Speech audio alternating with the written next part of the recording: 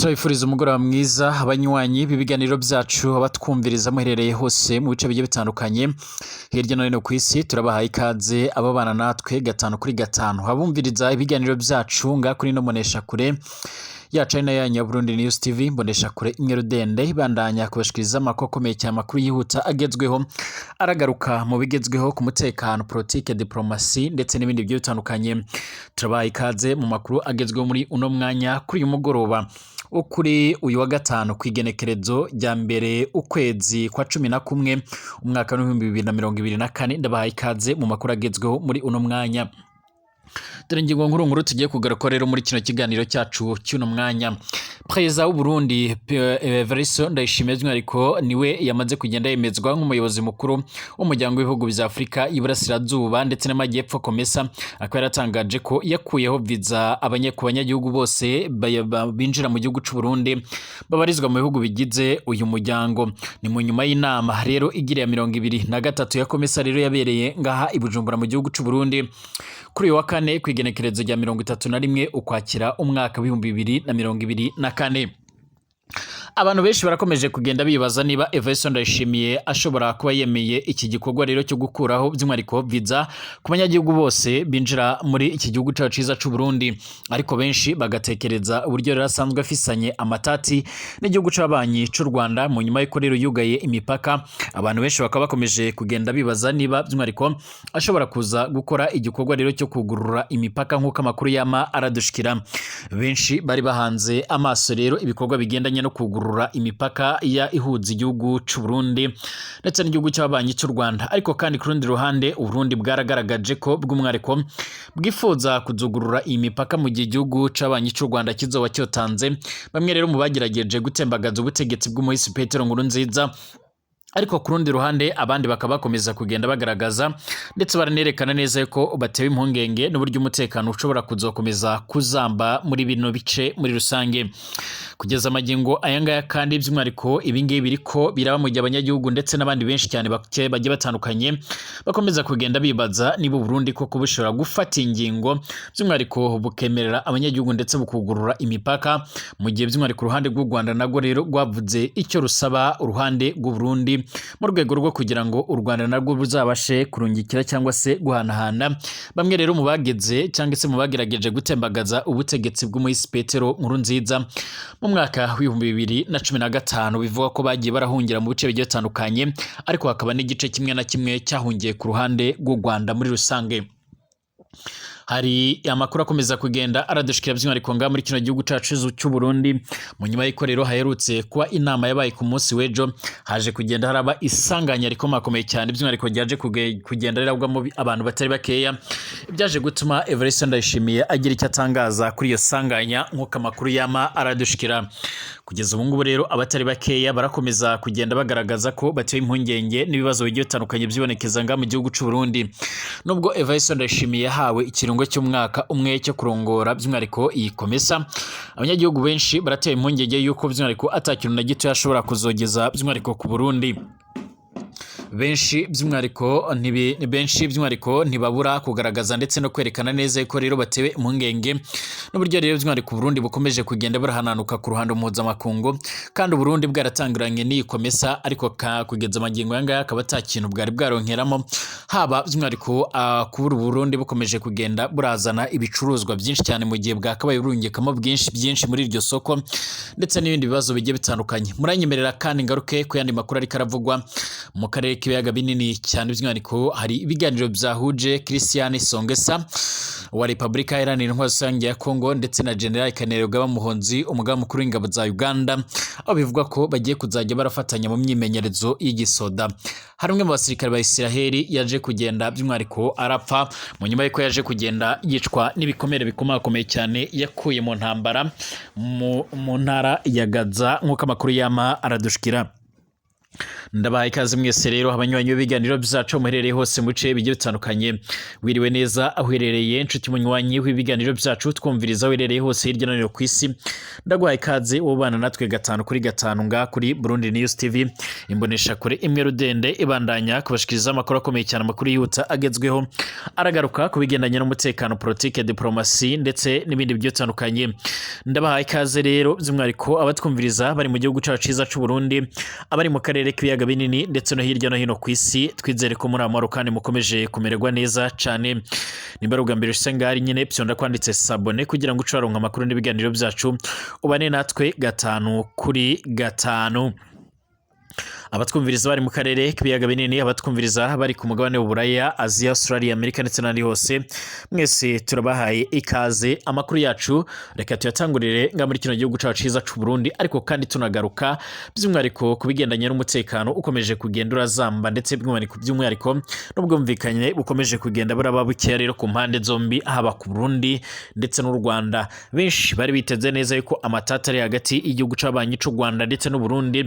Mu nyuma y'iko rero mu ntangiriro z'uyu mwaka 2024 Uburundi bwofashe ingingo yo kugara imipaka yo ku butaka ibahuza n'icyo gihugu, by'umwihariko yagombaga kuba yorangira akarangizwa n'inama ya komesa yaritegerejwe nga mu gihugu c'u Burundi, yasozewe ku munsi w'ejo kwa kane kw'igenekerezo rya 31 Gitugutu umwaka 2024. Icyakora byasize amakuru meza ku ruhande rumwe, aho Perezida Evariste Ndayishimiye ari we yemejwe nk'umuyobozi mukuru rero w'umuryango w'ibihugu bya Afurika rero y'Iburasirazuba ndetse n'iy'Amajyepfo komesa. Akaba yaratangaje ko yakuyeho rero viza abanyagihugu bose ku bihugu bigize uwo muryango. Inama ya 23 ya komesa rero yarabereye i Bujumbura mu gihugu c'u Burundi kuri uyu wa kane uheze kw'igenekerezo rya 31 Gitugutu umwaka 2024. Evariste Ndayishimiye yarahawe inshingano nk'umuyobozi rero mushya wa komesa, anaboneraho rero gutangaza ko Uburundi bukuriyeho rero viza abanyagihugu bakomoka mu bihugu binyamuryango bya komesa. William Ruto, perezida wa Kenya rero niwe muyobozi wungirije wa komesa, nk'uko rero byemejwe na perezida wa Repubulika ya Zambia Hakainde, by'umwihariko wari usanzwe wari umaze igihe rero by'umwihariko kigera ku mwaka arongora uyu muryango, nk'uko amakuru yama aradushikira. Abakuru b'ibihugu ndetse n'amareta baraganiriye ku bibazo bigiye bitandukanye Afurika ifise, cyane cyane ku bukungu buhungabanywa n'imihindagurikire y'ikirere ndetse n'ibibazo bigendanye n'umutekano. Muri iyi nama kandi baraganiriye ku buryo rero bwo kongerera agaciro ibikoresho by'ibanze rero bituruka ngaha muri utu turere, ndetse no gushakira urubyiruko imirimo binyuze mu guteza imbere urwego rw'ubucuruzi bw'amabuye y'agaciro ndetse n'ubukerarugendo, ndetse no kwimakaza ibibazo bigendanye n'umutekano bikomeza kugenda byibonekeza.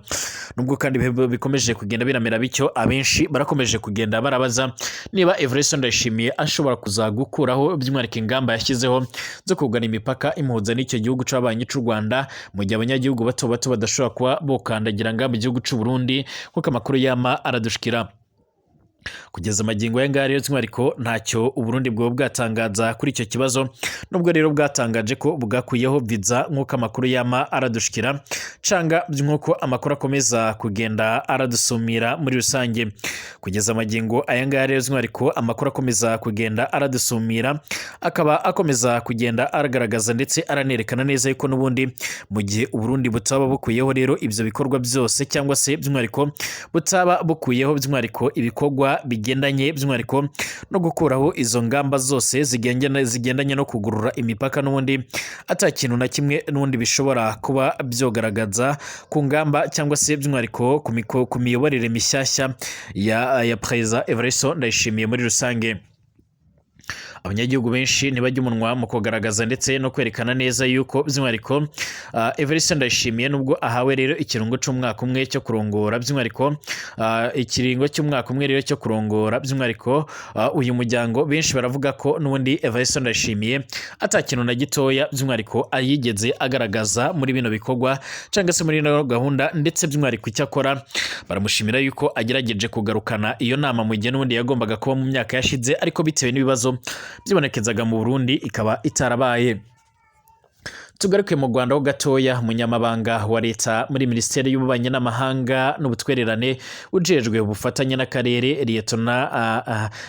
n'akarere General Retired James Kabarebe yaratangaje ko u Rwanda rwiteguye koherereza Uburundi abagerageje gukura Petero Nkurunziza rero ku butegetsi mu mwaka wa 2015 mu gihe haboneka uruhande by'umwariko rubishingira nk'uko amakuru yama aradushikira. Umubano w'u Rwanda n'Uburundi warazambye kuva mu mwaka wa 2015 ubwo rero by'umwariko iyi kudeta yageragezwaga kugeza muri 2022 wongeye kuzamba kuva mu mpera za 2023 kugeza muri Mutarama 2024 imipaka yose yo ku ruhande rw'u Burundi irafunze ku buryo bukomakomeye cyane. Perezida w'u Burundi Rweretse ndayishimiye yarumvikanye avuga ko rero u Rwanda rwari rwaremeye rero kohereza aba bantu gahunda rero yo kubohereza ihinduka ubwo rero yari hafi gushyirwa mu bikorwa kubera impamvu rero zavuzwe ko atazi. Mu kiganiro n'umumenyeshamakuru Mvemba Fezo Dizolele ukorera ikigo rero cya CIACR Center for Strategic and International Students cy'abanyamerika General Retired Kabarebe rero yarasobanuye ko u Rwanda rugifite rero abarundi kandi ko by'umwariko rwasobanuriye Uburundi imbagamizi iri rero mu kubohereza atamwishingizi. General Retired Kabarebe kandi yaragize ati twabashyize hehe by'umwariko turabafite twabashyikiriza Uburundi burabizi twanabeganiriyeho n'uburyo rero twabubashyikiriza ntabwo rero by'umwariko wakohereza abantu utijejwe ko rero by'umwariko ikizabaho cyose utazakibazwa aho niho turi kuri urwo ruhande. Guverinoma y'u Rwanda hisobanura ko by'umwariko abarundi bari mu nshingano z'ishami ry'umuryango w'abibumbye rijejwe impunzi kuko rero ariko ari impunzi ikagaragaza yuko rero ibibaye ibohereje Uburundi hakagira ikiba by'umwariko cyangwa ikintu kibabaho ariyo yobabazwa. General Retired Kabarebe kandi yaranagaragaje ko guverinoma y'u Rwanda ikeneye ruhande rwa gatatu rwemera rero kubishingira bakoherezwa mu nzira by'umwariko mu izina ryarwo ku buryo ko baramutse bagiriye ikibazo ngaho i Burundi u Rwanda rutazobabazwa. Yaragize ati tubaye twamarwa by'umwariko impungenge uruhande rwa gatatu cyangwa se undi agatanga by'umwariko abagerageje gukora ubutegetsi bw'u Burundi ibyo biroroshye cyane natwe twobyemera cyane. Uyu munyamakuru yarabajije General Retired Kabarebe rero ufise inshingano yo gushaka by'umwariko wakwishingira aba bantu asubiza ko by'umwariko ari Burundi. Ati ntekereza ko ari Uburundi by'umwariko kugira ngo buvuge ngo by'umwariko aba nibo babishingira ubwo natwe twobatanga. Uyu General Retired Kabarebe kandi yaranagaragaje ko ikindi cyakomye mu nkokora by'umwariko ari ubufatanye bw'ingabo z'u Burundi n'umuhari w'iterabwoba wa FDLR by'umwariko bwatangiye ku mugaragaro by'umwariko ubwo zoherezaga mu ntara ya Kivu y'Amajyaruguru by'umwariko abagwanyi kugira ngo babashe kuba bofasha n'ingabo za Kongo mu guhangana n'umuhari wa M23. Atamahitamo yavuba by'umwariko y'u Burundi yo kwiyunga na leta ya RDC mu kurwanya M23. Leta ya RDC yaramaze kwinjiza FDLR y'abakoze genocide mu gisirikare cyayo. Twabonye ko by'umwariko ari ubugambanyi by'umwariko ku rundi ruhande rw'u Burundi. Yarasobanuye ko by'umwariko nubwo ibi bibazo bihari guverinoma y'u Rwanda n'iyo Burundi zikomeje ibiganiro kugira ngo by'umwariko bizibikemure u Burundi by'umwariko bufungure imipaka. Agaragaza ko byose bishobora gutwara igihe kirekire nk'uko yama arabishikira muri rusange. Kugeza amagingo y'angahe cyakora u Burundi nabwo bwarakomeje kugenda bugaragaza ko butiteguye gukora ibyo byose bishoboka ahubwo bukagaragaza ko bwifuza ndetse by'umwariko bwifuza kuzoshyira kwiherezo by'umwariko ibyo bikorwa ariko kandi bukagaragaza ko bwiteguye kuzakomeza gushyira ingamba z'ubwirinzi. Ni kenshi hagiye haravugwa ingamba zigiye zitandukanye zagiye zirafatwa mu buryo bugiye butandukanye ku buryo kugeza amagingo aya ngaya amakuru yihuta ndetse amakuru akomeza kugenda aradusumira agaragaza ndetse akanerekana uburyo by'umwariko ingamba z'ubwirinzi z'u Burundi zikomeje kugenda zirafata indi ntera muri rusange. Mu gihe Evariste Ndayishimiye kandi akomeje kugenda ararongora uyu muryango, abanyagihugu benshi barakomeje kugenda baramushinza ibibazo byinshi cyane bigiye bitandukanye, kuba igihugu kidatekanye kitari hamwe, ndetse by'umwihariko kuba abanyagihugu benshi atakintu na kimwe bariko barabasha kuba boronka ku ngoma yiwe. kugeza amagingo ya ngaya abanyagihugu benshi usibye kuba barakomeje kugenda baratakamba abajejwe umutekano nabo rero ntibananirwa kubogoza abavuga yuko by'umwihariko atakintu na kimwe bariko barageraho nga mu gihugu cacu ciza c'u Burundi. Tugarike kuri iyi nkuru by'umwihariko yaberenga mu gihugu cacu cy'u Burundi Ruyigi abantu barenga 40 barakomerekeye by'umwihariko mu isanganya ryo kwibarabara mu gihe abandi benshi baje kugenda barapfa. Iryo sanganya ryarabaye ku mutanga wo kuri uyo 31 igitugutu 2024 aho ibeni yishirahamwe ryitwa Kiri ririko rero rirakora mu ibarabara rya Rusengo Gisoro by'umwihariko ririko rirasubirwamo rero yari yuguruje abakozi berekeza mu Gisoro neza no ku mubare bwo mu migende ugira ushikira by'umwihariko ku kiraro gitandukanya migende ndetse na Nyakirungu muri abo bakozi 40 rero barakomeretse bikomakomeye cyane bamwe barungikwa ku bitaro by'ikibuye ariko ngo ntawa nkuko amakuru akomeza kugenda aradushikira ntawigeze aritaba Imana gushika by'umwihariko kugeza muri aya masaha. Icyakora biravuga ko abatari bakeya bakomeje kugenda by'umwihariko baragaragaza ko batewe impungenge muri rusange.